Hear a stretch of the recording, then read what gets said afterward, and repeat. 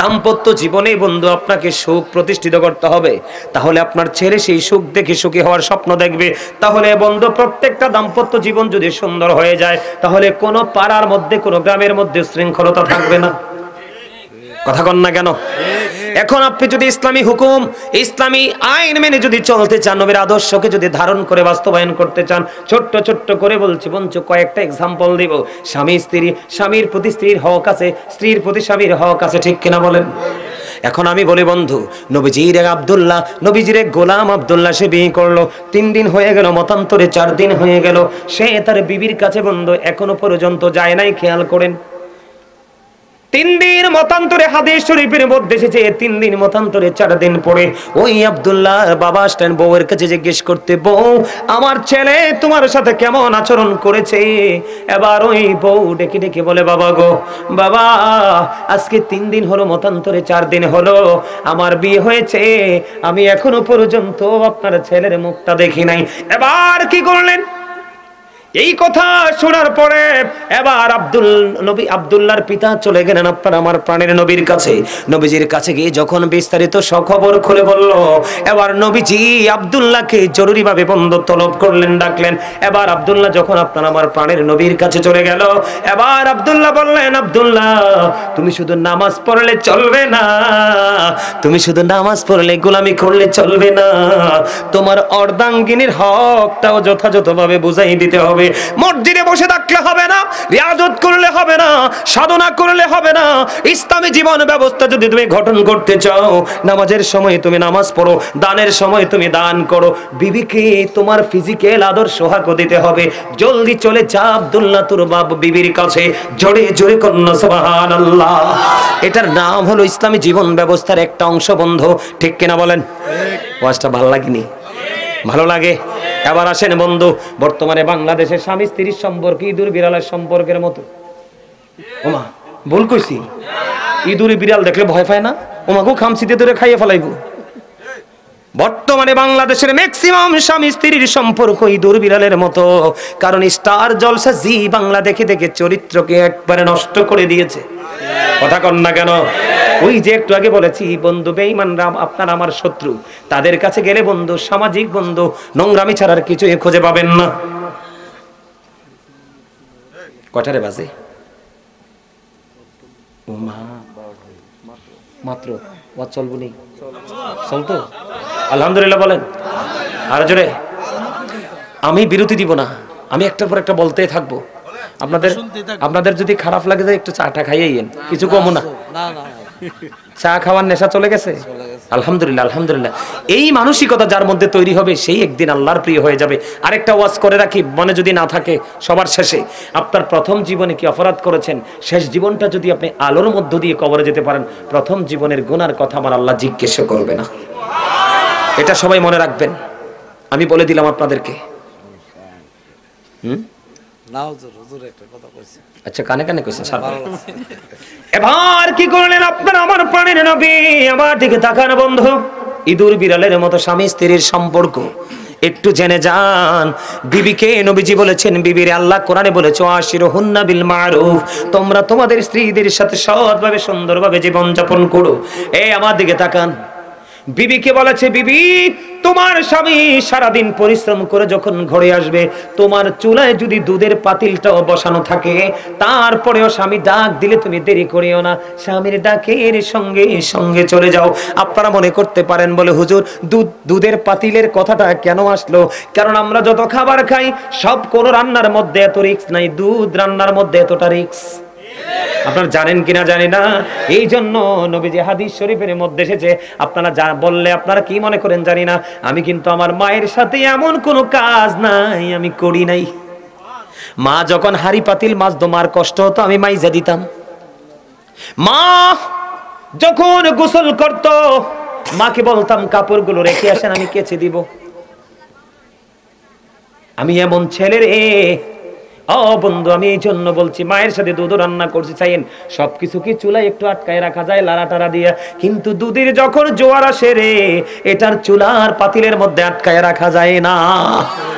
এই জন্য নবীজি হাদিস শরীফের মধ্যে দুধটাকে এনেছে, নবীজি বলেছে তুমি মনে করো তোমার স্বামীর ডাকে সারা দিলে দুধ উতরে পড়ে যাবে, পাতিল খালি হয়ে যাবে, অসুবিধা নাই, তারপর দুধ পড়ে যাক, স্বামী ডাক দিলে তুমি দৌড়ে স্বামীর কাছে যাও।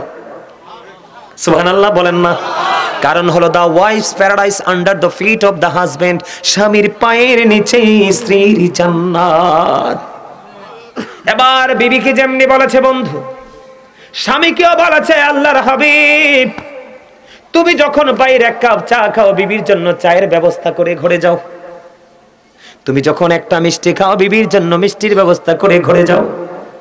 যেমনি বিবিকে বলেছে তাগিদ দিয়েছে তেমনি স্বামীকেও বলেছে বন্ধু আপনারা দুজন দুজনের যদি পরিপূরক হতে পারেন তাহলে আপনারা দুজন এই নিয়ামতের মধ্যে থাকতে পারবেন।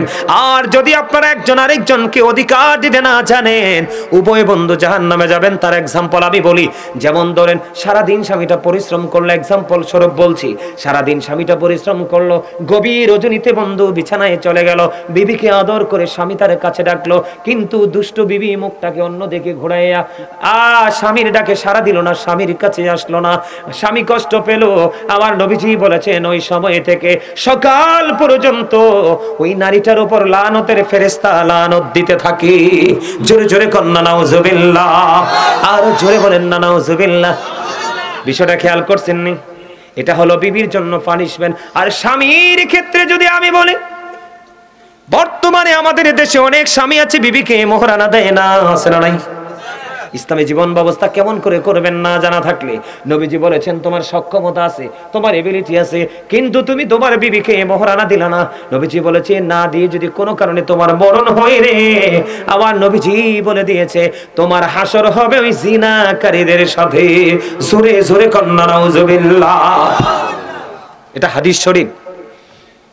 আমাদের সমাজের মধ্যে বন্ধু অনেক স্বামী আছে একটা বউকে রেখে গোপনে আরেকটা বিয়ে করে, বিয়েটা করার পরে প্রথম বিবিকে আর ভালোবাসে না, আদর করে না। আমার নবীজি বলেছেন তুমি বিয়ে 4টা করো, সমস্যা নাই, পারলে 4টা করো, না পারলে 3টা করো, না পারলে 2টা করো, না পারলে 1টা করো। তুমি যদি 4টা বিয়ে করো তোমার সব জায়গা থেকে 4 জনকে সমান ভাগ করে দিতে হবে। আমার নবীর একজন বিবি একদিন প্রশ্ন করলেন নবী গো আপনি কারে বেশি ভালোবাসেন? এবার আমার নবী বললেন ভালোবাসার উত্তর নিতে চাও রে বিবি? এবার নবীজি বিবিকে একটা খেজুর দিলেন, দিয়ে বললেন তুমি এটা কারো কাছে বললো না। সুবহানাল্লাহ কন্যা। এখন ওনাকে একটা দিছে, উনি তো মনে করছে নবী ওনারই বেশি ভালোবাসে। পরে আরেকজন বিবিকে বন্ধু আরেকটা খেজুর দিলেন, বিবি রে কারো কাছে বলিও না। এমনি করে করে 11 জন বিবিকে বন্ধু নবীজি খেজুর দিলেন। একজন বিচি ফালাইতে যায়, দেখে আরেকজন বিচি ফালায়। বোন বাবু তুমি কি ফালাইলা? কই একজন আরেকজন আল্লাহর তো নবী রহমত না, এটা যদি না ঘটে তাহলে আমরা প্রেম শিখবো কোত্থেকে? এবার একজন খেজুরের বিচি পালায়, আরেকজন যাইয়া দেখে আরেকটা বিচি পালায়। এবার খবর নিয়ে দেখে রে আমার নবী সকল বিবিকে সমান একটা একটা করে খেজুর দিয়েছে। জোরে জোরে কন্যা সুবহানাল্লাহ। আমার নবীর জীবন থেকে শিক্ষা নাও যুবক। তুমি একটা বিবিকে বয়কট করে আরেকটাকে তুমি যুবতীকে তুমি আপন করে নিলা, ওই বিবিকে তুমি সবকিছু ওতে সমান করে দিলা না। নবীজি বলেছে তুমি কলঙ্কিত স্বামী, অভিশপ্ত স্বামী, তোমার জন্য বরং বরাদ্দ কলঙ্কময় জাহান্নাম, যেটা অবর্ণনীয় কষ্টের জায়গা। শুধু এমনিতেই জাহান্নামে দিবেন, আগেই তো মুক্তাসার বর্ণনা দিয়েছি। নবীজি বলেছে তার অর্ধাংশ কি কুচু করে জাহান্নামে ঢুকাইবে। জোরে জোরে কন্যা নাউজুবিল্লাহ। সর্বশেষ পয়েন্ট হলো, পয়েন্টটাকে ফাইন্ড আউট করেছি আমি, আগেই বলেছি টপিকস আকারে আলোচনা হবে। সুন্দর লাগে নি ওয়াজটা? একটা একটা করে করলে ভালো হয় না? এবার যুবক বাবা গো তোমরা সবাই শোনো, দাদা তুমি তো বুড়ো হয়ে গেছো, দাদু যদি দাদু যদি বাইসা থাকে, দাদুর জন্য তুমি একটা পান খাইতে খাইতে তুমি বাড়ি যাইবা, দাদুর জন্য একটা পান নিয়ে যাইবা। চাচাকে বলে চাচা গো আপনি যদি পান খান একটা পান মুখে দিবেন, চাচির জন্য আর একটা হাতে করে নিয়ে যাবেন। আমার কোন ভাই তুমি যদি বিয়ে করে থাকো, এখান থেকে বিরিয়ানির প্যাকেটটা তুমি নিয়ে যাবে, অর্ধেকটা তুমি খাবে, মা বাবা থাকলে অর্ধেকটা দিয়ে দিবে, আর অর্ধেকটা অর্ধেক করে করে তুমি এক লোকমা, তোমার বিবি এক লোকমা খাইবা। একটু সময় আল্লাহ রাসূল বলেছেন 1 ঘন্টা বা কিছু সময় যদি যেই কোনো অজুহাতে স্বামী স্ত্রী যদি 1টা ঘন্টা প্রেমের আলাপ করতে পারে, আমার নবীজি জানিয়ে দিয়েছে ওই স্বামী স্ত্রীর আমল নামায় 1 বছরের নফল ইবাদতের আমল ঢুকাই দিবে আমার আল্লাহ। জোরে জোরে বলেন না সুবহানাল্লাহ, আরো জোরে বলেন না সুবহানাল্লাহ। এবার আমার কথা বুঝতে পারছেন নি? এটা হলো বন্ধু ইসলামী হুকুম, ইসলামী জীবন ব্যবস্থা, স্বামী স্ত্রী দাম্পত্য জীবনে, ঠিক কিনা বলেন? এবার আপনারা মনে মনে ভাববেন হুজুর বউটা তো কথা শুনে না, কি করে না? বিবি কথা শুনে না, বিবি কথা শুনে না, এখন কি করব? নবীজি বলছে হালকা পাতলা ভাবে তার একটু আঘাত করো। ধরেন একটা চর দেন, তবে মুখে আঘাত করা যাবে না, অবাচ্য গালাগালি করা যাবে না, বন্ধু প্রয়োজনে বিছানা আলাদা করে দিবেন, তারপরে হুট করে বিবিকে তালাক দেওয়া যাবে না। কথা কি বুঝতে পারছেন? আরো জোরে বলেন। এবার আমি আসি ইসলামী জীবন ব্যবস্থা সবচেয়ে বড় ভয়ঙ্কর যে রূপটা বন্ধু, আমার দিকে তাকাও। বর্তমানে এই যে এখানে অনেক ছেলেরা জিন্স প্যান্ট পরে আইছে, আছে না নাই? যুবক তোমরা রাগ হইও না, আমি তোমাদেরকে শিখাচ্ছি, আমি তোমাদের শিক্ষক। আমার দিকে তাকাও, ইসলামী জীবন ব্যবস্থা তুমি কেমন করে গঠন করবে আমার দিকে তাকাও, আমি তোমাদেরকে বলি। এদিকে তাকাও। এই যে আমি বলেছি আল্লাহ মানুষকে সুন্দর করে বানাইছে, মনে আছে নেওয়াজ? আল্লাহ তোমাকে আমাকে মানুষের মাঝে, মানুষের ভিড়ে, ঘন মানুষের ভাবে সুন্দর দিয়েছে। কে দিয়েছে? কথা বলে না। কি দিয়েছে? উত্তম পোশাক দিয়েছে। আমার দিকে তাকায় এখন যুবক, যারা জিন্স প্যান্ট পরে সামনে দিয়ে লজ্জাস্থান দেখা যায়, পিছনের দিক দিয়ে লজ্জাস্থান দেখা যায়, বিশেষ করে নামাজে যাইয়া যখন রুকিতে যায়, পিছনের কাতার থেকে একটা যুবক আর একটা যুবকের লজ্জাস্থান দেখতে পায়। কথা কয় না কেন? আল্লাহ বান্দার জন্য 3 শ্রেণীর পোশাক দিয়েছে। কয় শ্রেণীর? একটা হলো লজ্জাস্থান ঢাকার পোশাক, আরেকটা হলো সাজের পোশাক, আরেকটা হলো তাকওয়ার পোশাক। আল্লাহ বলেছেন লিবাসুত তাকওয়া যালিকা খায়র, আল্লাহর কাছে সবচেয়ে উত্তম পোশাক হলো তাকওয়ার পোশাক। সুবহানাল্লাহ বলেন না? ইসলামী জীবন ব্যবস্থা তুমি কেমন ভাবে কায়েম করবে, গঠন করবে আমার দিকে তাকাও। যুবক, নারীর যেমন পর্দা আছে পুরুষের তেমন পর্দা আছে, আমার দিকে তাকাও। ইসলামী জীবন ব্যবস্থা কোনটাকে বলে আমার দিকে তাকাও। তোমরা প্যান্ট পরো, লুঙ্গি বলো, পায়জামা বলো, ট্রাউজার বলো, আল্লাহর হাবিব জানিয়ে দিয়েছে, আল্লাহ কোরআনে বলেছে, এর হাদিসে আমি পড়ে যাই। আল্লাহ রাব্বুল আলামিন বলেছে উপর দিয়ে থাকবে নাভি বরাবর অথবা নাভির উপরে, আর নিচের দিক দিয়ে থাকবে টাকনোর উপরে। এই কন্ডিশনে পোশাক পরা একজন ইমানদার পুরুষের জন্য ফরজ। কি? ইমানদার পুরুষের জন্য ফরজ। ইচ্ছে করে যদি তুমি এটা থেকে বের হয়ে যাও, তুমি ফরজ তরক করেছো, তোমার ঠিকানা বুখারী শরীফের মধ্যে এসেছে জাহান্নাম। নাউজুবিল্লাহ বলে না দি? আবু বকর সিদ্দিক প্রশ্ন করলো, ইয়া রাসূলুল্লাহ, আমার পোশাকটা মাঝে মাঝে টাকনোর নিচে চলে যায়, যাওয়ার পরে আমি এটাকে তুলে ফেলি, এখন আমার কি সাজার অন্তর্ভুক্ত হতে হবে?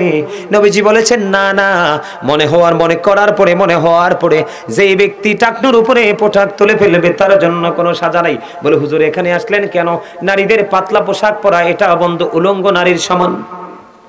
পুরুষরা পোশাক পরার পরে লজ্জাস্থান দেখা যাবে, এটা ল্যাংটা পুরুষের সমান।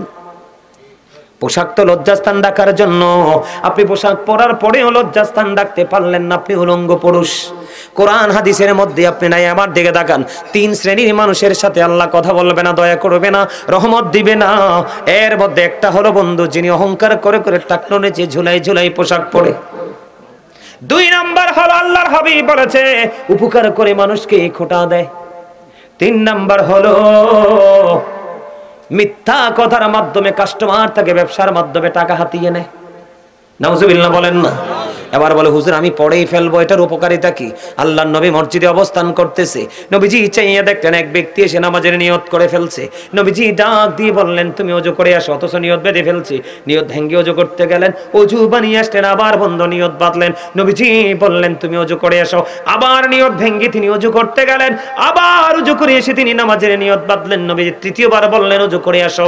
থার্ড পারসন আল্লাহর হাবিবকে প্রশ্ন করলেন আল্লাহর নবী, ইয়া রাসূলুল্লাহ, ইয়া হাবিবাল্লাহ, নবী গো, ও প্রাণের নবী বারবার বলছেন ওযু করার জন্য। ইয়া রাসূলুল্লাহ কেন গো? আমার নবীজি বলেছেন নামাজ পড়ার জন্য পোশাকের যে কন্ডিশন দেওয়া হয়েছে, শর্ত দেওয়া হয়েছে, সেই সীমাবার ত্যাগ করেছে। এই পোশাক পরে কিয়ামত পর্যন্ত নামাজ পড়তে পারবে, লাভ হবে না, কারণ তার পোশাকটা থাকতে হবে টাকনোর উপরই। কোথায়? হিসাব খেয়াল করছেন? ইসলামী জীবন ব্যবস্থা কোথায়? আর আপনি আছেন কোথায়? আছে খেয়াল? এবার আসেন যুবকদেরকে বলি, যুবক এই পোশাকের সঙ্গে সঙ্গে তোমাদেরকে আরেকটা বলবো, তোমরা কি করবে না, লাল টকটকে লাল শার্ট গেঞ্জি পাঞ্জাবি পরবে না। আল্লাহর হাবিব হাদিস শরীফের মধ্যে আসছে, এক জনৈক ব্যক্তি নবীজিকে একটা সালাম দিলেন, নবীজি সালামের জবাব দিলেন না। আরেকটা সালাম দিলেন, নবীজি সালামের জবাব দিলেন না। কেন গো? তার সালামের জবাব না দেওয়ার কারণ হলো তার পরনে ছিল লাল রঙের দুইটা জামা। কারণ লাল টকটকে লাল রঙের জামা পরা পুরুষের জন্য মাকরুহে তাহরিমি হারামের অন্তর্ভুক্ত। এই জন্য নবীজি সালামের জবাব দেয় নাই। আপনাদেরকেও বলবো লাল জামা পরা যাবে না। লাল জামা যদি বর্জন করতে পারেন, তার নাভির নিচে এবং টাকনুর নিচে পোশাক পরা যদি ছাড়তে পারেন, তাহলে আপনি হবেন ইসলামী জীবন ব্যবস্থার অন্তর্ভুক্ত। আমার কথা কয় না কেন? আল্লাহ কি বলে? ফলো করতে কইছে না নবীরে? তবে একটা একটা করেই করতে হবে, ঠিক কিনা বলেন? আর জোরে বলেন। এখন মাহফিল শেষে যাবেন, কই ঘুমাবেন না? কথা বলেন না, কি করবেন? ঘুমাবেন কিনা? এমনি কি মোবাইল টিপতে টিপতে ঘুমাইবেন নাকি? কিভাবে ঘুমাইবেন জানেননি? নামাজ পড়ার জন্য আপনি যেমনি ওযু করেন, ঘুমাইতে যাওয়ার আগে রাসূল বলেছেন তুমি তেমনি ওযু করো। কি করো? ডান দিকে কায়েত হয়ে তুমি শুইবা। তুমি ঘুমানোর আগে একটা আমল করবা, বলবনি? নবীজি বললেন 4000 দিনার সাদকা দিয়ে ঘুমাও, একটা কোরআন খতম পড়ে ঘুমাও, জান্নাতের মূল্য দিয়ে ঘুমাও, উভয়ের বিবাদ মিটিয়ে ঘুমাও। জোরে জোরে কোন সুবহানাল্লাহ। একটা হজ করে ঘুমাও। হযরতে আলী একটা ডাক দিয়ে বলল, নবী গো, এই কাজ কি আমাদের পক্ষে সম্ভব? পসিবল নেই। নবী বলে, আলী রে, 4 বার যদি সূরা ফাতিহা পড়ে ঘুমাতে পারো, 4000 দিনের সাদকার সওয়াব আমলনামায় এসে যাবে। আমার নবী বলেছেন 3 বার যদি সূরা ইখলাস পড়ে ঘুমাতে পারো, একটা হজের সওয়াব তোমার আমলনামায় ঢুকে যাবে। 3 বার, মাত্র 3 বার যদি নবীকে ভালোবেসে মহব্বত করে দরুদ পড়তে পারো, আমার নবীজি বলেছে তোমার জান্নাতে যাবা যে ওই জান্নাতের মূল্যটা আদায় হয়ে যাবে। 10 বার যদি আস্তাগফিরুল্লাহ পড়ে ঘুমাইতে পারো, উভয়ের বিবাদ মিটাইবার সওয়াব তোমার আমলনামায় ঢুকে যাবে। 4 বার যদি কালেমা তামজিদ পড়ে ঘুমাও, একটা হজের সব তোমার আমলনামায় ঢুকে যাবে। তবে ঘুমানোর আগে একটা দোয়া পড়তে হবে, আল্লাহুম্মা বিসমিকা আমুতু ওয়া আহইয়া, ঠিক কিনা বলেন? আর ঘুম থেকে উঠে বলবে আলহামদুলিল্লাহিল্লাযী আহইয়ানা বা'দা মা আমাতানা ওয়া ইলাইহিন নুশুর। জোরে জোরে কোন আল্লাহু আকবার। এটা হলো ইসলামী জীবন ব্যবস্থা। এখন ঘুমাইতে আজকে এইভাবে ঘুমাইবেন নি? কথা বলেন না। ওয়াজ করি কি জন্য? বিড়ি খেতে খেতে ঘুমাইবেন? মোবাইল টেকতে টেকতে ঘুমাইবেন? জর্দা দিয়ে পান খাইতে খেতে ঘুমাইবেন? কেমনে? নাভিটার উপরে লুঙ্গিটা পিনবেন। আমার দাদারা অনেক সময় লুঙ্গি পিতে বাইরে ভাই মনে হয় রাস্তা ঝাড়ু দিতেছে। কি দিতেছে? মনে হয় মেম্বার সাহেব রাস্তা ঝাড়ু দিচ্ছে। এবার 8 পিসি দিয়ে সব বালু লুঙ্গির লোকে বাইর রান্নাঘরের দরজায়। খবর রাখেন, এটা হচ্ছে অভিশপ্ত পোশাক। কি করবেন? নাভির উপরে পড়বেন, উপর দিয়া, নিচে দিয়া টাকনুর উপরে ওযু বানাইবেন। বলে হুজুর যেই শীত কেমনে ওযু করব? আল্লাহ রাসূল কই সে ওযু কইরাই দেখো না, ওযু করবা একদিক দিয়ে, গুনাহ জরব আরেক দিক দিয়ে। সুবহানাল্লাহ বলেন না? চোখে খারাপ জিনিস দেখেন না? নবী কয় যখন চোখের কোনায় পানি লাগা ঝইরা পড়বে, ওই পানির সঙ্গে সঙ্গে গুনাহ মাটিতে পড়ে যাবে। হাত দিয়ে কত অন্যায় করো, হাত যখন ধুতে করবো ওযুর পানি ঝরে ঝরে পড়বে, গুনাহগুলো হাতের টি ঝরে পড়ে যাবে। আখিরি নবীর উম্মত আমরা রে, আমাদের সময় খুবই অল্প, তবে মান অনেক বেশি। নিজের মানটা নিজেই কমাইছি। কথা কয় না কেন? পা দিয়া কত নষ্ট জায়গায় হাইটা গেছেন। নবীজি বলে ওযু করো, ওযু করো, গুনাহগুলি ঝরে যাবে। ওযুর পানির সাথে সাথে পায়ের গুনাহ ঝরে যাবে। তাইলে ওযু বেশি বেশি করবেন নি? ওমা, তবে ওযু থাকা অবস্থায় ওযু কইরেন না, এটা মাকরুহ। বুঝে আসছেনি কথাটি? এবার আসেন বন্ধু, আপনার আমার সমাজের মধ্যে এখন বর্তমানে ধনী মানুষ দ্বারা গরিবরা নির্যাতিত, বড় লোকের দ্বারা বড় লোক এমন ভাবে ঘর তোলে, গরিব রাস্তা দিয়ে বাড়িতে পারে না। আছে না নাই? ইসলামী জীবন ব্যবস্থা যদি চান, এখনকার মানুষ কথার আগে মায়ের দেয়। মেম্বার সাহেব কি দেয়? কথার আগে মায়ের দেয়। এটার কোনো বৈধতা নাই। আমার দিকে তাকান, আমি আলোচনা শেষ করে দিচ্ছি, এক্সাম্পল দিচ্ছি, আপনারা বুঝে নেবেন, আর বাকিগুলো অনলাইন থেকে বন্ধু জেনে নেবেন। আমার দিকে তাকান, দুটো অপশন নিয়ে আলোচনা করব, ছোট্ট করে করে আমার দিকে তাকান। আল্লাহর হাবিব একজন ব্যক্তির দিকে আল্লাহর হাবিব ইশারা করে বললেন, ইয়া রাসূলুল্লাহ, ওই ব্যক্তিটা অনেক বেশি দান সদকা করে, অনেক বেশি নামাজ রোজা করে, নবী গো তার ব্যবহারটা সুন্দর না। নবীজি বলেছে সে জাহান্নামী। পাক্কা নামাজি এবং পাক্কা দানবীর, কিন্তু ব্যবহারে সুন্দর না, নবীজি বলেছেন সে জাহান্নামী।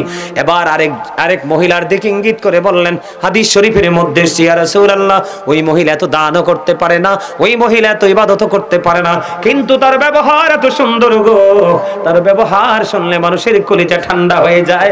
আমার নবীজি বললেন সেই জান্নাতি। তাহলে ব্যবহারের কোনো বিকল্প আসেনি, মিষ্টি ব্যবহার করবেন, এটার নাম ইসলামী জীবন ব্যবস্থা। এবার আসেন বন্ধু, আপনি অনেক ধনী, আপনার লগের পাড়াপড়শি অনেক গরিব, আপনি বাড়ি বানাবেন, কি বানাবেন? ইসলাম কত সুন্দর দেখেন, এই জীবন ব্যবস্থাটা কত প্রেমময় মধুময়। আমার দিকে তাকান, আপনি ধরেন 5 তলা বাড়ি বানাবেন, আপনার সুখটা কিন্তু চিরস্থায়ী হবে, মিনিমাম 50 বছর। কিন্তু আপনি যদি এইভাবে বাড়িটা বানান, আপনার আপন স্বজন আশেপাশে যারা আছে বন্ধু, গরিব মানুষ, তাদের কষ্ট হবে। এই কষ্ট হবে এই জন্য নবীজি বলেছে, তুমি তোমার অবকাঠামো নির্মাণ করার আগে তোমার পাশে যে দুস্থ মানুষটা আছে তার সাথে একটু পরামর্শ করে নাও, আলাপ আলোচনা করে নাও, যেন বাড়ি বানানোর পরে তোমারও যেন অসুবিধা না হয়, ওই গরিব মানুষটার অসুবিধা না হয়। তার কারণ হলো তোমার সুবিধাটা যেমনি চিরস্থায়ী হবে রে, তেমনি তার অসুবিধাটাও চিরস্থায়ী হয়ে যাবে। ঠিক কিনা বলেন? এটার নাম হলো বন্ধু ইসলামী জীবন ব্যবস্থা। এবার আসেন, আল্লাহ নবীজি বলেছেন ইসলামী জীবন ব্যবস্থার একটা একটা করে, আমার নবীজি বলছেন হাদিস শরীফের মধ্যে আসছে, তোমরা যখন তরকারি রান্না করো ঝোল একটু বাড়াইয়া দাও। ইয়া রাসূলুল্লাহ, কেন গো? নবীজি বলেছেন যেন তোমার পাশে গরিবের ঘরে একটু পাঠাইতে পারো। আমরা এখন তো বাড়াইতো না, পচাইয়া ডাস্টবিনে ফালাই, কিন্তু দেই না। এটা কি ইসলামী জীবন ব্যবস্থা? সুন্নাহ মোতাবেক জীবন ব্যবস্থা? এবার মা আয়েশা প্রশ্ন করলেন, ইয়া রাসূলুল্লাহ, আমার 2 জন প্রতিবেশী আছে। কয়জন? নবী গো, আমার 2 জন প্রতিবেশী আছে গো নবী, আমি কাকে আগে দান করব বলেন? নবীজি বলেছে, তোমার ঘর থেকে যার ঘরটা খুব কাছে তুমি তাকে আগে দাও, তারপরে তুমি অন্য দূরেরটাকে দাও। সুবহানাল্লাহ বলেন না? এখন আমাদের দেশে মেহমান আইলে মেহমানদারি করতে চায় না, রাগ হয়, হয় কি হয় না? আমার দিকে তাকান, আর জোরে কয় না। নবীজির কথা মানলে বরকত না, না বরকত? 2টা হাদিস বলবো, এরপর আলোচনা শেষ। 2টা হাদিস, মাত্র 2টা বলবো, শুনবেন বন্ধুরে আমার। একদিন হযরতে আবু হুরায়রার পেটে খিদা, কি এমন পেটে খিদা লাগছে, ঘরে পর্যন্ত থাকতে পারে না, রাস্তায় নেমে আসছে। আমার নবীজি কি করলেন দেখলেন, আবু হুরায়রাকে দেখে তার মনের ভাষা বুঝতে পারলেন। এবার নবীজি আবু হুরায়রার দিকে তাকায় তাকায় মুস্কি হাসে। সুবহানাল্লাহ কর না? কি হাসে? মুস্কি হাসে। মুস্কি হাসতে হাসতে আবু হুরায়রাকে ডেকে বলে, আবু হুরায়রা, চলো চলো আমার সঙ্গে চলো রে। এবার নবীজির সঙ্গে চলতে চলতে নবীজির বাড়ি চলে গেল। নবীজি বাড়িতে খবর জানলেন, বিবিরে ঘরে কোনো খাবার আসেনি। নবী তো জানে আবু হুরায়রার পেটে খিদায় রাস্তায় নেমে আসছে, কিছু নাই খাওয়ার। তারপরেও ইসলামের নবীর আইন বন্ধু অমান্য করে নাই। আর আমাদের বাড়ি ঘর, টাকা পয়সা, সুখের কমতি নাই, কেন রে নবীর অর্ডার কি আমরা অমান্য করছি?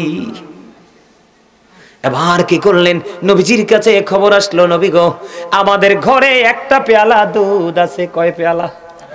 একটা পেয়ালা দুধ আছে গো। এবার যখন নবীজি জানতে পারলেন, খেয়াল করেন আমার নবীজির কথায় কত বরকত। আমার নবীজি আবার একটা ডাক দিয়ে বললেন, আবু হুরায়রা, যাও জলদি চলে যাও, সুফফাবাসীদেরকে ডাইকা নিয়ে আসো, আজকে তাদেরকেও দুধ খাওয়ামো। তাদের আত্মীয় স্বজন কেউ নাই রে, তাদেরকে আদর করার কেউ নাই রে, সুফফাবাসীদেরকে ডাইকা নিয়ে আসো। এবার আবু হুরায়রা একটা ডাক দিয়ে মনে মনে কয়, নবী গো, এটা কি করলেন? ঘরে আছে তো একটা পেয়ালা দুধ, মনে মনে নবীরে হোনাইয়া কয় না, নবী আমি তো পেটের খিদায় অস্থির, 1 পেয়ালা দুধ তো আমারই হবে না গো নবী, আপনি আবার বলেন সুফফাবাসীদেরকে ডাইকা নিয়ে আসতে। মনে মনে ভাবতেছে, আল্লাহর প্রিয় হাবিব রাহমাতাল লিল আলামিনের কথা তো ফালানো যায় না। ধীরে ধীরে চলে গেলেন, সুফফাবাসীদেরকে বন্ধু ডাকতে সবাইকে নিয়ে আসলেন। এবার নবীজি সিরিয়াল করে বসায় দিল। ও নবীজি বললেন, একটা একটা করে বসো। এবার নবীজি দুধ দিচ্ছি, সুফাবাসীরা বন্ধু তৃপ্তি সহকারে খাচ্ছে, তৃপ্তি সহকারে খাচ্ছে, তৃপ্তি সহকারে খাচ্ছে। খাইতে খাইতে সমস্ত সুফাবাসীর পেট তৃপ্তির সাথে দুধ পান করা শেষ হয়ে গেল। এবার আমার নবীজি আবু হুরায়রাকে একটা ডাক দিয়ে কয়, আবু হুরায়রা কাছে আসো। এবার আবু হুরায়রা কাছে গেল, নবীজি আবু হুরায়রাকে দুধ দিলেন, একটুখানি পান করলেন। পান করার পরে নবীজি বললেন, আরেকটু খাও, আরেকটু খাইলেন, আরেকটু খাও, আরেকটু পান করলেন। তিনবার বললেন। নবীজি বললেন, আবু হুরায়রা আরো খাও গো। এবার আবু হুরায়রা একটা ডাক দিয়ে বলে, ইয়া রাসূলুল্লাহ, নবী গো, পেটটার মধ্যে একটা ইঞ্চি পরিমাণ জায়গা নাই গো নবী, আমি একটা ফোঁটা দুধ আর পান করতে পারবো না ইয়া রাসূলুল্লাহ। জোরে জোরে বলেন না সুবহানাল্লাহ। আমরা সেই নবীর উম্মত। হাদিসের মধ্যে এসেছে, সর্বশেষে প্রাণের নবী দুধ পান করেছে। আমার নবীর কথা মানলে লাভ না লস। আমি বলছিলাম দুইটা হাদিস বলবো, এখন আরেকটা হাদিস, প্রেমের হাদিস মনে পড়ছে, বলবো নি? আমি না বলছি দুইটা বলবো, আরেকটা বললে বিরক্ত হবেন না তো? বলে ফেলি। এবার আসেন বন্ধু, আরেকটা মজার হাদিস মনে হয়েছে আপনাদেরকে বোঝানোর জন্য। কারণ এত প্রতিকূল পরিবেশের মধ্যে আপনারা বসেছেন, কি বলে আপনাদেরকে ভালোবাসার প্রকাশ করব বন্ধু আমি জানি না।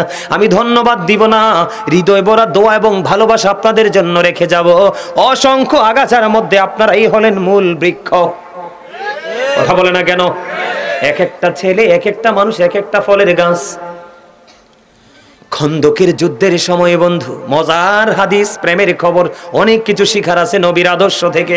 ইসলামী জীবন ব্যবস্থা কেমন করে কায়েম করবেন, নবীকে মানলেই বরকতময়, ঠিক না রে ভাই? না মানলেই গজব। এবার হযরত জাবের নবীজির কাছে চলে আসলেন, ইয়া রাসূলুল্লাহ, কিছু মুহাজির কিছু আনসার নিয়ে আমার বাড়ি আসেন, দাওয়াত দিয়ে গেলাম। আবু হযরতে জাবের রাদিয়াল্লাহু তাআলা আনহু করে মাত্র 350 আটার খামির বা জবের খামির, বুঝা নিয়েন কত? মাত্র 350 আটার খামির। ওই যে আমরা যে দলা করি না পানি দিয়া, এটাকে আপনারা কি বলেন? খামিরে বলেন। আমাদের কুমিল্লাতে আবার গ্রামের মানুষ অনেকে কাই বলে, রুটির কাই। আপনারা কি কাই বলেন? কাইও বলেন, মাশাআল্লাহ। তাহলে আমার ভাষা আপনারা আমার ডিস্টেন্স নাই। এবার কি প্রেমের খবর দেখেন, মজা পাবেন। যারা বিবেকবান তারা বন্ধু বড় শিক্ষার জায়গা। আপনি যত বড় হন, যত কোটিপতি হন, আপনি নবীর আদর্শটা কি শুধু তার পাশাপাশি ধারণ করেন, লালন করেন। আমি আসার পরে জানতে পারলাম এখানে আপনারা নাকি বন্ধু সাচ্চা আশিকে রাসূল, কিন্তু বাস্তবতায় তেমন খুঁজে পাই নাই। রাগ হইয়েন না, হেসানি কোন, সত্য কিনা বলেন? আপনাদের কাছে দাওয়াত দিয়ে যাই, অনলাইনে আমার ভিডিওগুলো দেখবেন। হাজার হাজার দিনে পর্যন্ত মানুষ আমরা বসার জায়গা পায় না, এমন মানুষ আমার আলোচনা শোনার জন্য আছে। বড় আশা করে আসে যে ভাই আজকে আমি তো জীবনে আসিনি, হয়তো বা ওখানে প্রেমিক খুঁজে পাবো, আপনাদেরকে পাইছি, আলহামদুলিল্লাহ। আলোচনাটা শেষ করি। এবার কি করলেন, নবীজিকে বললেন জাবের কিছু মুহাজির কিছু আনসার নিয়ে আসেন। কিন্তু জাবের দাওয়াত দিয়েছে কিছু, খেয়াল করেন। এবার আমার নবীজি কি করলেন, সকল মুহাজির আনসারকে ডাক দিলেন, তোমরা সবাই চলো জাবেরের বাড়িতে, আমাদের সবার দাওয়াত। জাবের দাওয়াত দিছে মুষ্টিময় কিছু। কি নবীজি দাওয়াত দিছে কারে? সবাই রে। এবার জাবের তো কানে আওয়াজ আসছে, নবীজি যে সবাই রে ডাক দিয়ে বলছে চলো। জাবের দৌড়ে চলে গেলেন, বিবি, বিবি রে, তুমি না বললা কয়েকজনকে দাওয়াত দিতে? আমি তো কয়েকজনকে দাওয়াত দিছি রে বিবি, আমি নিজে এখানে শুনতে পাইছি আমার নবী সকল মুহাজির আনসারকে নিয়ে আসতেছে। বিবি ডাক দিয়ে বলল, স্বামী গো, টেনশন করো না, আমার নবী তো রাহমাতাল লিল আলামিন। এবার কি করলেন, ধীরে ধীরে ধীরে ধীরে সবাই বন্ধু চলে গেলেন। যাওয়ার পরে নবীজি ডাক দিয়ে বললেন, জাবের রুটির খামিরের যেই বক্সটা আমার কাছে নিয়ে আসো, কিন্তু ঢাকনা সরাইও না। আসার পরে নবীজি থুতু মোবারক লাগাইয়া দিলেন। এবার ঢাকনা সরাইও না, একটু একটু করে খামির থেকে রুটির খাই বের করো আর রুটি বানাও আর দিতে থাকো। এবার বললেন, জাবের চুলা থেকে ছোট্ট একটা ছাগলের বাচ্চা রান্না হয়, ছোট্ট ছাগলের বাচ্চা গুচ্ছের পাতিলটা আমার কাছে নিয়ে আসো। এবার কি করলেন, নবীজির কাছে নিয়ে আসলো। জাবের ঢাকনাটা সরাইও না। নবীজি এটার মধ্যে একটু থুতু দিয়ে দিলেন, থুতু মোবারক দিয়ে দিলেন।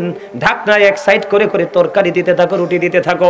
বন্ধু, ওই খন্দকের ময়দান থেকে বন্ধু মাত্র 350 রুটির খামির, আটার খামির আর ছোট্ট একটা ছাগলের বাচ্চা, সকলে খাইতে খাইতে বন্ধু 1000 মুহাজির আনসার ভক্ষণ করেছে। আর জোরে কন্যা সুবহানাল্লাহ। 1000 মুহাজির আনসার বন্ধু ভক্ষণ করেছে। কিন্তু পরে চাইয়া দেখলো যেমন রুটির খামির তেমনই রয়ে গেছে রে, আর যেমন গোস্তের পাতিল তেমনই রয়ে গেছে। মনে হয় এখান থেকে কেউ যেন কিছু টাচই করে নাই। জোরে জোরে কন্যা সুবহানাল্লাহ। আমার নবী নিয়ামত নেই। সর্বশেষ হাদিস, একদিন আল্লাহর হাবিবের কাছে এক মেহমান আসতেন ক্ষুধার্ত হয়ে, এটাও হাদিস শরীফ। আসার পরে নবীজির কাছে একটু সাহায্য খাবার চাইলেন। নবীজি নবীর এক বিবির ঘরে খবর পাঠালেন, বিবিরে ঘরে কি আছে? এবার বিবি খবর পাঠালো, ইয়া রাসূলুল্লাহ ঘরে পানি ছাড়া কিছু নাই গো। খেয়াল করেন, নবীজি উত্তর পাইলেন, আরেকজন বিবির কাছে খবর পাঠালেন। ওই বিবি উত্তর দিল, নবী গো ঘরে পানি ছাড়া কিছু নাই। এবার বন্ধু অসংখ্য সাহাবী আছে উপস্থিত নবীজির সামনে। সমস্ত সাহাবীকে ডাক দিয়ে বললেন, তোমরা কে আছো রে? আজকের রাতের জন্য মেহমানটার দায়িত্ব নিবা, ক্ষুধার্ত মানুষের দায়িত্বটা নিবা। একজন আনসারী সাহাবী দাঁড়ালেন। একজন আনসারী সাহাবী দাঁড়িয়ে বন্ধু দাঁড়িয়ে আবার একটা ডাক দিয়ে বললেন, ওই মেহমানকে নিয়ে উনি ওনার বাড়িতে গেলেন। যাইয়া বিবিরে ডাক দিলেন, বিবিরে, বিবি আমাদের ঘরে কোনো খাবার আসেনি স্বামী গো, আমাদের ঘরে অতিরিক্ত কোনো খাবার নাই। আমাদের ছোট্ট একটা বাচ্চা আছে, ওই ছোট্ট বাচ্চার একটু খাবার আমাদের ঘরে আছে। নবীজি ওই আনসারী সাহাবী তার বিবিকে ডাক দিয়ে বললেন, বিবিরে আমি আমার নবীর কাছ থেকে চাই আজকে একটা মেহমান আনছি, মেহমানদারি করব। বিবি ঘরে তো কিছু নাই, আমি জানি রে, যেইটুকু খাবার আছে বাচ্চার মেহমানকে উপাস রাখতে পারবো না। বিবি সন্ধ্যা যখন হবে প্রদীপটা নিভাইয়া দিও, প্রদীপটা নিভাইয়া দেয়া বাচ্চাটাকে কৌশলে ঘুম পাড়াইয়া দিও। রাতের বেলা মেহমানকে খাবারটা দিয়ে মেহমানদারি করব। ঠিক বিবিকে যেমনি বললেন তেমনি ভাবে বন্ধু বিবি কাজটা করলো। ও মেহমানকে বাচ্চার খাবারটা দিয়ে মেহমানদারি করলো। রাত্রিটা ফুরিয়ে গেল। সকালে যখন হলো, আপনার আবার প্রাণের নবীর দিকে বন্ধু ওই আনসারী সাহাবী রওনা দিলেন। ওই আনসারী সাহাবীকে নবীজি দেখে আর মিষ্টি মিষ্টি হাসে। আনসারী সাহাবী এবারে খুশি হয়ে গেলেন, ইয়া রাসূলুল্লাহ নবী গো এত প্রেমময় দৃষ্টি দিয়ে হাসির কারণ কি গো নবী? আমার নবীজি বলছে, রে সাহাবী তুমি গত রজনীতে মেহমানের সাথে যে ব্যবহার করেছো, যে আচরণটা তুমি করেছো, আমার আল্লাহ তোমার এই মেহমানের প্রতি আচরণে আমার আল্লাহ খুশি হয়ে গেছে। এই খবর আমি নবী পাইছি রে, এই খবর পাইয়াই তোমাকে দেখে মিষ্টি হাসি দিয়েছি। মনে রাখেন, আল্লাহ যখন খুশি হয় তখন পৃথিবীতে বৃষ্টি দেয়। আল্লাহ যখন খুশি হয় কারো বাড়িতে মেহমান পাঠিয়ে দেয়। আল্লাহ যখন খুশি হয় বাবা মার কোন জুড়ে কন্যা সন্তান পাঠিয়ে দেয়। সুবহানাল্লাহ বলেন। সম্মানিত উপস্থিতি, আমি এইভাবে আলোচনা করতেই থাকবো, একটার পর একটা, একটার পর একটা নিয়ে। রাত্র ফুরাবে, আমার এই সিনা থেকে কথা ফুরাবে না। সুবহানাল্লাহ বললেন না? আমি প্রত্যেকটা বিষয়কে অনেক বড় বড় করে করতে পারতাম। এক্সাম্পল কয়েকটা এক্সাম্পল দিতে হবে, এই জন্য আমি আপনাদেরকে কথাগুলো বললাম। সর্বশেষ ইসলামী জীবন ব্যবস্থা গঠন করতে হলে, নবীকে পেতে হলে আপনি বাবা মাকে ভালোবাসতে হবে। We should obey our parents. আমাদের প্রত্যেকের উচিত আমাদের পিতামাতাকে মান্য করা, কারণ paradise of the child under the feet of the mother. মায়ের পায়ের নিচেই সন্তানের বেহেশত, ঠিক কিনা বলেন? বাবা মাকে কষ্ট দেওয়া হারাম, ভালোবাসা ফরজ। যেই সন্তান বাবার অবাধ্য সেই সন্তান আল্লাহর অবাধ্য। যেই সন্তান মায়ের দিকে মায়ার নজরে তাকাবে তার আমল নামায় হজের সওয়াব দিবে। নবীকে 100 বার তাকাইলে 100 হজের সওয়াব। এগুলাকে বলা হয় ইসলামী জীবন ব্যবস্থা। সর্বশেষ নামাজ। কি? নামাজ বেশি বেশি করে পড়বেন, এটা শ্রেষ্ঠ জিকির। এটা কি? এটা শীতের দিন না, কয়দিন পরে দেখবেন তাল গাছ, সুপারি গাছ, নারকেল গাছ ছাড়া গাছের পাতা সব ঝরা শুরু করবে। করবে কি করবে না? মজার জিনিস তো। হযরতে আবু হুরায়রা, হযরতে আবু যর রাদিয়াল্লাহু তাআলা আনহু থেকে হাদিস বর্ণিত, নবীজি একদিন শীতের দিনে বের হলো। বের হওয়ার পরে দেখলেন গাছের পাতাগুলো ঝরে পড়ছে। নবীজি গাছের ডালা ধরলেন, ধরার পরে দেখলেন পাতাগুলো আরো ঝরতেছে। আবু যরকে ডাক দিলেন, আবু যর উত্তর দিলেন, লাব্বাইকা ইয়া রাসূলুল্লাহ। আমার নবীজি একটা ডাক দিয়ে বলেন, আবু যর চাইয়ে দেখো শীতের কারণে শুষ্ক হয়ে গাছের পাতাগুলো কেমনি ঝরে ঝরে পড়ে। আমার নবী একটা ডাক দিয়ে বললেন, রে আবু যর, আল্লাহর বান্দাগুলো, আমার উম্মতগুলো একাগ্র চিত্তে প্রেম নিয়ে ভালোবাসা নিয়ে যখন নামাজের মাধ্যমে, যখন নামাজ নামক জিকিরের মাধ্যমে যখন আল্লাহর কুদরতি কদমে সেজদা লাগায় দিবে, ওই শীতের দিনের গাছের পাতার মতো তার জীবনের সবগুলো গুনাহ ঝরে যাবে। আল্লাহ যেন আমাদেরকে সেইভাবে আমল করার তৌফিক দান করে। সকলে বলুন আমিন। গজল না কইলে হাদিয়া দেওয়া লাগে। হ্যাঁ, গজল কইলে হাদিয়া লাগে না? হ্যাঁ দিবা? মাশাআল্লাহ। কোনটা কইতাম? আমার ইচ্ছে মতো। তাহলে আমার লেখা গাই, আমার লেখা, আমার সুর আপনার পছন্দ হইব নি জানি না তো। আমার যে 100% পছন্দ করছেন নি, এইটা নিয়ে কনফিউশনের মধ্যে থাকেও শেষ। ভালো না আসলে কপাল পোড়া, আমার কপাল খারাপ। আমার লেখা একটা গজল গাই।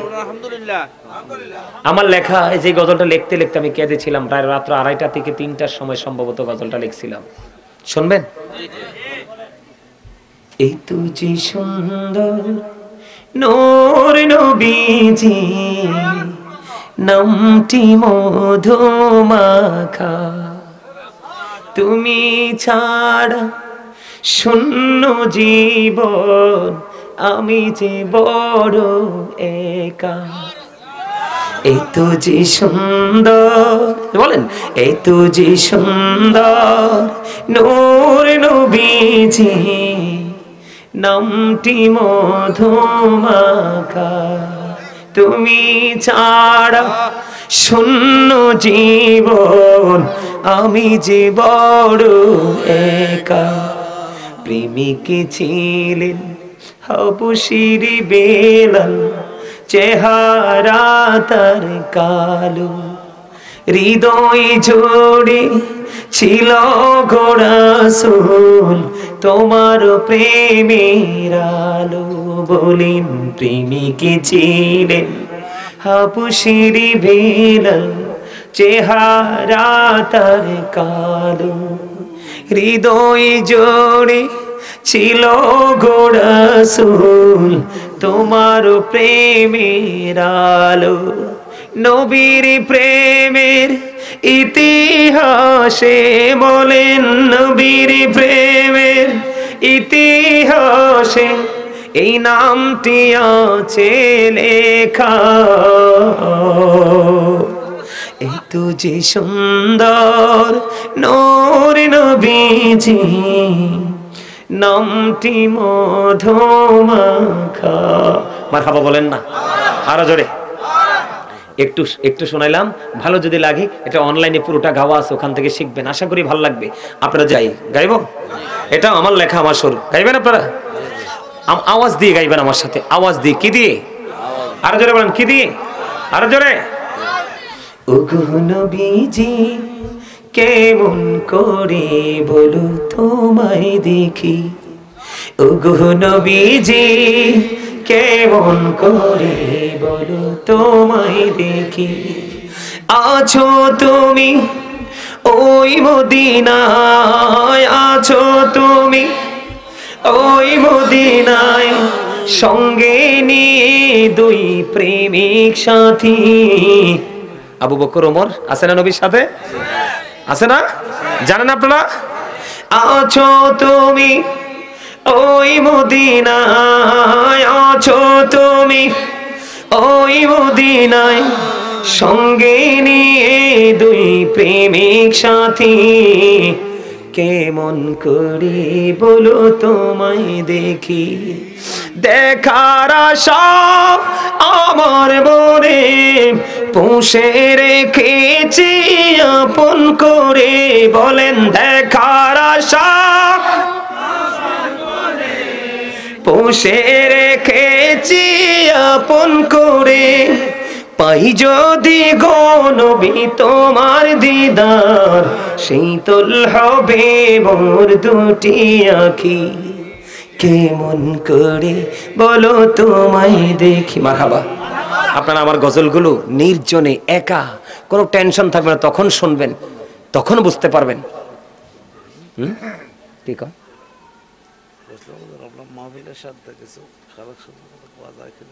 যেই পরিবেশ সুদ্ধা লাভ হইতো না তো। আমি তো কই আগামী বছর থেকে মাহফিলে করেন না, কোনো মাহফিলের দরকার নাই। আমার কথা বুঝতে পারছেন? সম্মানিত উপস্থিতি, আমি আর আমার মুখটাকে আপনাদের কাছে বলে আমার মুখটাকে ছোট করতে চাই না। আপনারা যে ওয়াজ আইসে বইছেন, ইজ্জতটা যে রাখছেন, এটাই শুকুর, আলহামদুলিল্লাহ। আবার যদি কখনো আপনাদের আবার যদি শোনেন কখনো আল্লাহ কবুল করে এদিকে আসি, আপনারা সবাই আসবেন, নতুন কোনো বিষয় নিয়ে আমি হাজির হয়ে যাব। আসলে ভাঙা মন নিয়ে তখন আলোচনা করেছি আপনাদের সামনে। এত দূর থেকে এসে যদি এরকম পরিবেশ পায়, কোনো আলোচক আলোচনা করতে পারবে না। কিন্তু আমি চেষ্টা করেছি, আপনাদের হৃদয়ে কতটুকু পর্যন্ত আমার বক্তব্যগুলো পৌঁছাইছে আমি জানি না। সম্মানিত উপস্থিতি, আমার আলোচনা যদি কষ্ট পেয়ে থাকেন আল্লাহর হস্তে ক্ষমা করে দিবেন। যদি ভালো লেগে থাকে আমল করার চেষ্টা করবেন। আল্লাহ যেন আমাদের সবাইকে ঈমান ইসলামী জিন্দেগি যেন দান করে, সকলে বলুন আমিন। তাবারুক আছে না? বিরিয়ানি না খিচুড়ি? বিরিয়ানি দিবেন।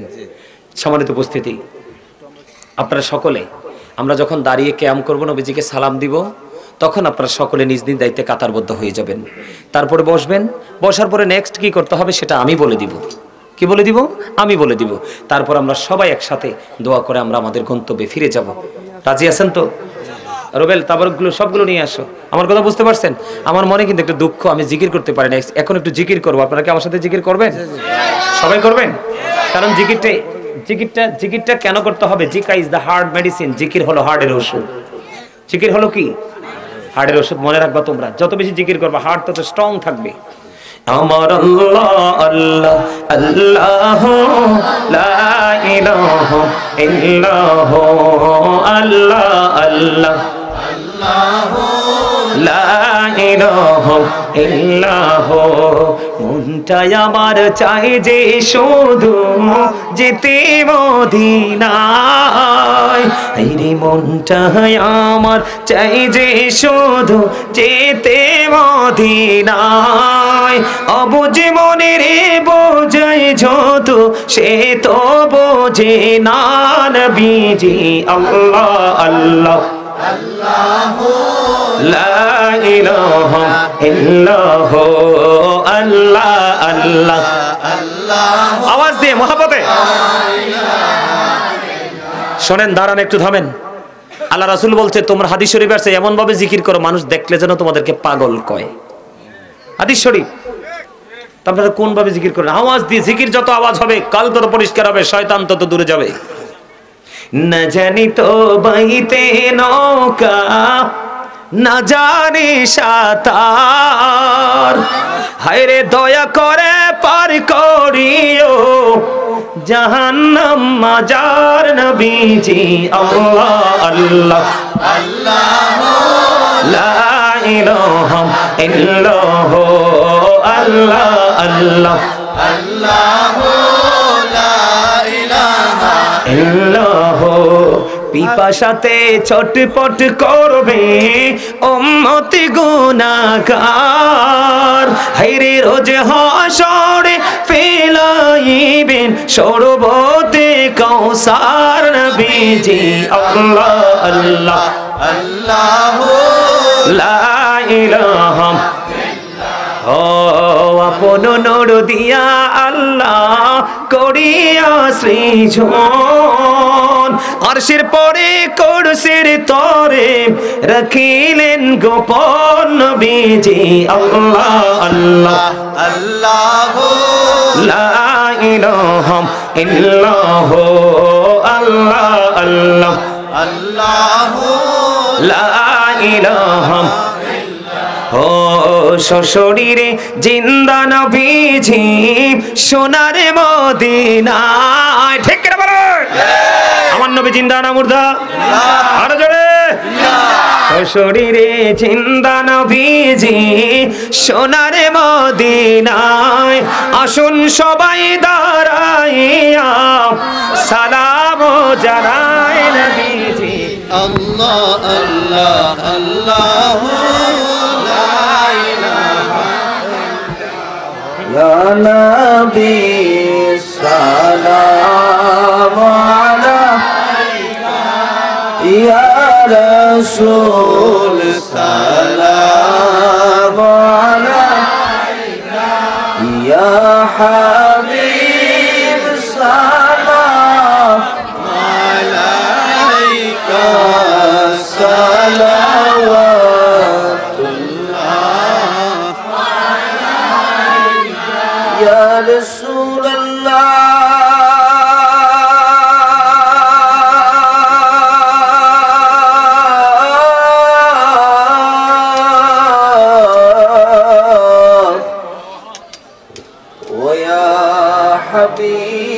حبيب الله